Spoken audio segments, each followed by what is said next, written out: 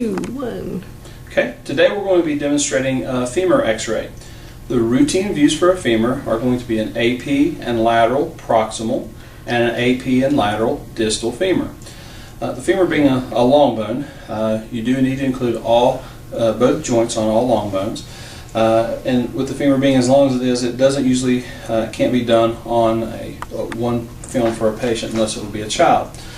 So what we're going to do is we're going to start with for a femur, if you'll remember back when we did the hip x-ray, we used a 10 by 12 for the hip. Okay? With the femur and having to have overlap, you need to have 1 to 2 inches when you overlap films. We're going to go to an 11 by 14 so we can get more of the femur on it. The centering actually is going to be the exact same centering as it was for a hip. So the film size is really the main thing that's changed, which is 11 by 14, and it's lengthwise. We're center locked, centered to our film, and then what we're going to do is, as far as centering, is we're going to palpate the as is. It's going to be 1 to 2 in, and then 3 to 4 down. Now what we do need to do with the leg again is we're going to internally rotate it. If the patient can do this, 15 to 20 degrees. We are going to shield the opposite side.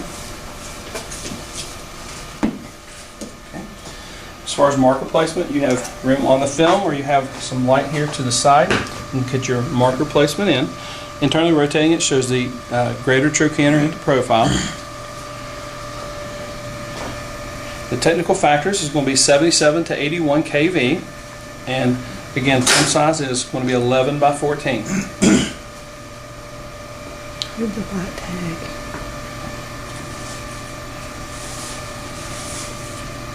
Okay. All right. So now we're going to make our exposure. This is our AP proximal femur. Okay. The next one we're going to do, we'll change films. I'm going to go ahead and do the proximal frog leg or modified cleats position for the hip. We're going to have the patient, if they can bend their knee up for us and drop it out to the side, about 40 to 45 degrees. Our centering again is going to be palpating the as is,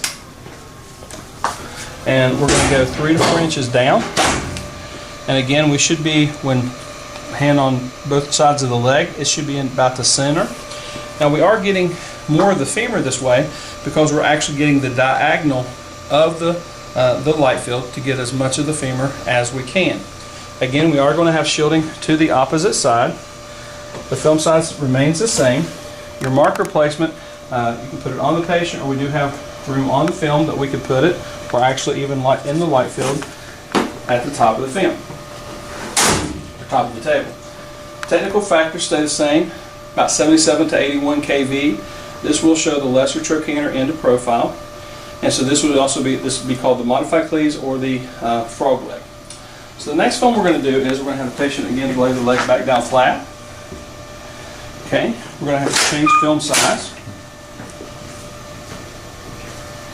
We're going to use a 14 by 17 lengthwise. Okay, what we want to do now is for the AP, we're going to actually palpate. Let's go ahead and move the patient up. There we go. I want to take and palpate the knee, and what I'm trying to do here is I want to use my light, might be the easier way. Palpating, here's the patella. Approximately ½ inch below the patella is the joint space. So I'm going to put my light there, and as you can see, I need to see about the entire joint proximally and distally. So if I'm palpating the joint space, the film is now about 1 to 2 inches below the joint space, so that will be acceptable. So now all I have to do is center back to the film. Now since we're doing, this is the distal part, just like we did for the knee earlier, is you rotate the leg in a little differently. It's only about 5 degrees, okay? Because remember, all we're trying to do now is put the intercondylar eminence in the middle of the patella. That's why we want to rotate it 3 to 5 degrees here. Okay? So now we're just extend our collimation. We have room here on the side for our marker. You're to the skin margins here. We can again keep the patient shielded. And this will be our AP distal femur. The technical factors will be about 77 to 81 kV using automatic exposure control. And this will be our AP femur. Now we're going to do our lateral distal femur. I'm going to remove the shield here. I'm going to have the patient roll up onto the right side. Now, a couple ways you can do this. Bontrager will tell you that you want to have the other leg back because it will actually can cause the patient to over rotate, which I agree it does. But if you're very careful, bring this leg over. You can, if the patient can do it, you actually, I think, see a little more of the femur, is if you have them bring their foot over, as long as you make sure they don't over rotate. And what I usually do is I palpate the patella and I rotate them back until the patella, or just a little bit more, is perpendicular to the IR. By doing that, I know the leg is still going to be in a lateral position. As you can see, the leg sort of curve. What I'd like to try and do is actually try to bring the leg back just to make it straight with the body so I can try and get more on the film.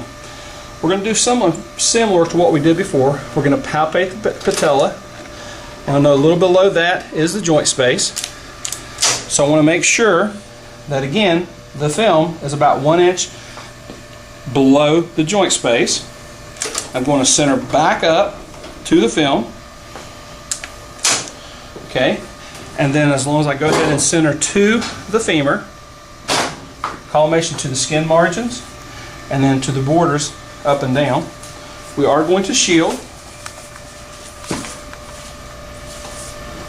And then our marker placement, you have light field here you can get, or you can actually put it on the bucket if you want it. And we're getting as much of the femur here as we can. We're trying to get that overlap of 1 to 2 inches that we need for all when you use 2 films on one body part. So that's why we're going to do it that way. Now you can have the leg back. Bring the leg back for me. And again, you can do it that way, but I think you actually, as long as you're careful, I think you can actually get more of the femur with the patient having the leg over. The key is don't over rotate the leg. Okay, this is our femur x-rays.